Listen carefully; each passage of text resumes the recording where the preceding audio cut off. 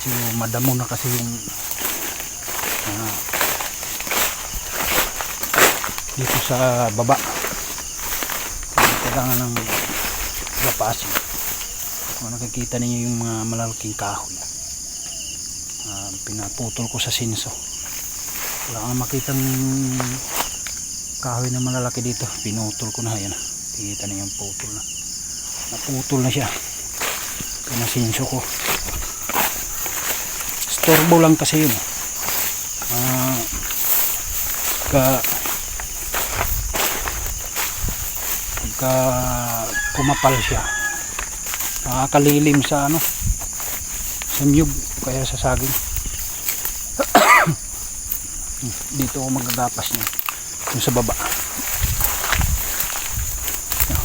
Walang araw, mga siya, maambon ngayon, wala siyang araw.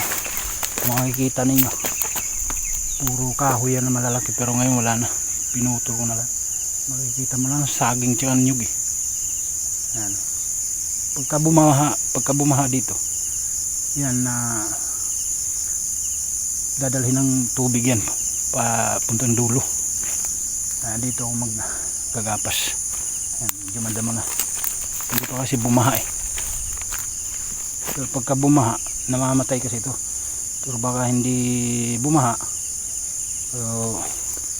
makapal to, kailangan gapasin para matanggal o mamatay, para masunog rin, para mabilis lang siya sunugin kasi makapal na eh. Pagka inararo kasi ito ng tractor, yung farmol namin, medyo makapal, pero napuputol siya. Pero yun nga, makapal, mahirapan yung pag tanim ng mais, kaya kailangan kong gapasin. Ito makapal oh.